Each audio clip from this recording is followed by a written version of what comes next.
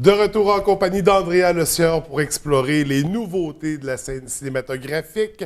Comment ça va ce matin? Ah, ça va bien, toi? Ça va très bien. Écoute, on va y aller tout de suite avec nos sorties cinéma. Le film Bloqueur, c'est quoi ce film? Oui, alors je sais pas trop comment décrire ce film. C'est du réalisateur Kay Cannon qui a participé au film Pitch Perfect.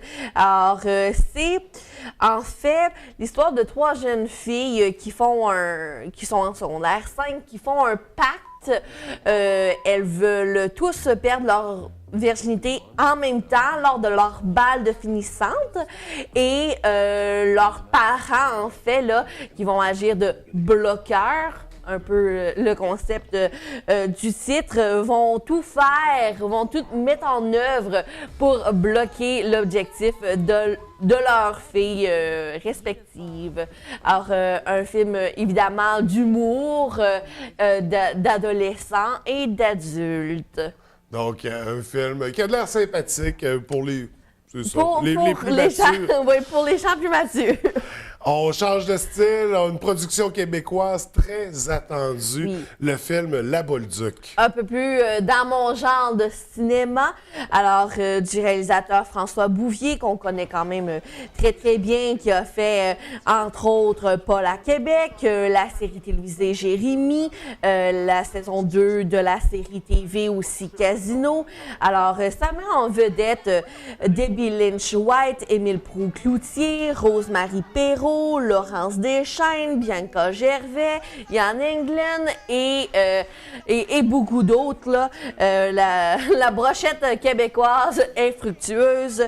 Alors, ça se passe à Montréal au début du 20e siècle. Alors, une mère de famille qui a pas nécessairement les ressources financières pour faire vivre sa famille et là, qui va... vraiment explorer le monde de la musique qui va devenir je vais dire, un modèle de force féminin québécois.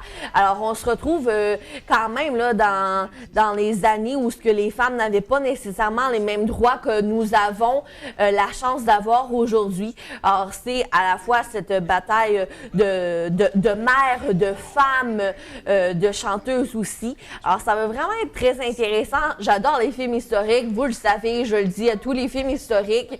Et là, ça fait partie de notre patrimoine québécois. Alors, ça va être très, très intéressant à voir.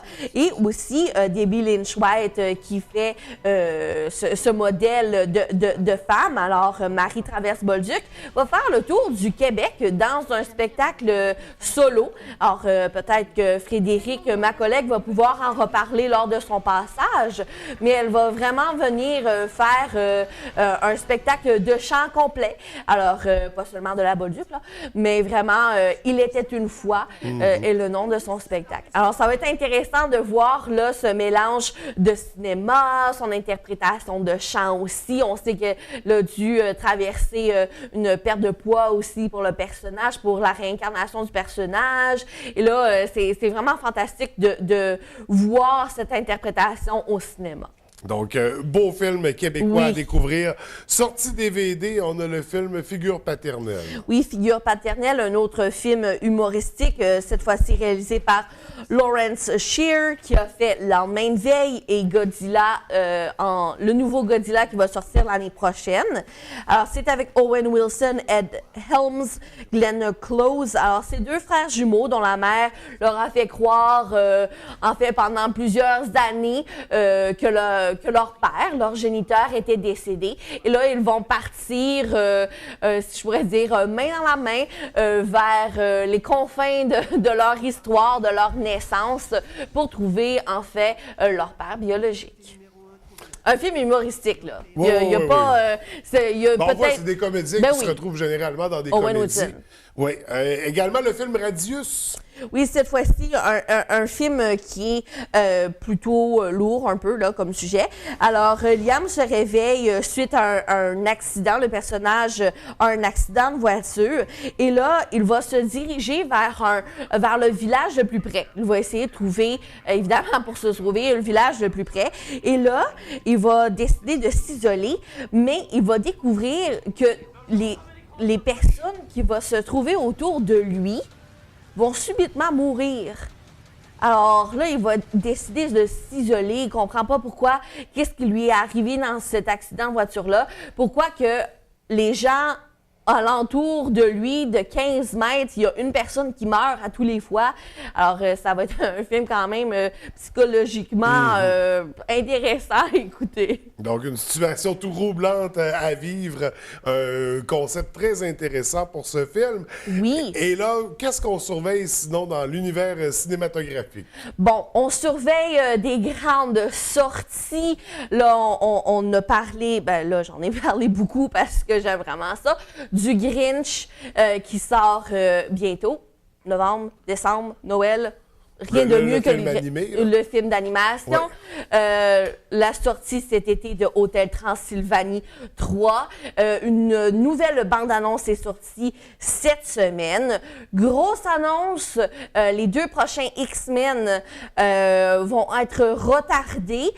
On s'y attendait un peu parce que c'est quand même des gros films, gros budget, grosse brochette d'acteurs. On connaît quand même l'univers d'X-Men. Alors là, ça va être reporté un petit peu. On sait pas trop. J'espère que ça va pas faire comme Avatar, puis on attend depuis 5 ans, là, et même plus. Là. Et là, on voit de plus en plus les costumes des films, on voit qui va être parmi ceux-là. On pense aussi, bon, X-Men, on pense Deadpool qui sort bientôt. On a entrevu dans la nouvelle bande-annonce que Terry Crews va faire partie des X-Men pour Deadpool. Alors, quand même beaucoup de controverses, de nouveaux détails sur les nouveaux films. Et là, grand deuil qu'on va devoir faire. Chris Evans a annoncé, là, ça fait quelques semaines, là, mais on était comme pas sûr que le film Avengers qui sort prochainement va être son dernier à titre de Capitaine America. Alors, est-ce que c'est la fin de Capitaine America pour Infinity Wars? Est-ce que c'est l'heure de son trépas? Ou est-ce qu'on va choisir de faire d'autres films avec un autre acteur? C'est encore flou, mais il y a de très grandes chances que ça soit la fin pour notre bon et cher capitaine. Il changera certainement de visage parce que, à ma connaissance, il disparaît pas des Avengers pour autant dans la bande dessinée. On verra ce qu'ils en feront. On le saura. On le saura certainement, mais c'est comme quand on perd des comédiens, oui. comme c'est arrivé avec le directeur de Harry Potter, si je me souviens bien, on avait changé de comédien. Donc, c'est des choses qui arrivent en cinéma. Andrea, c'est ce qui fait le tour de notre chronique de cette semaine. Merci beaucoup et je te dis à jeudi prochain. À jeudi. Bonne semaine. Bonne semaine.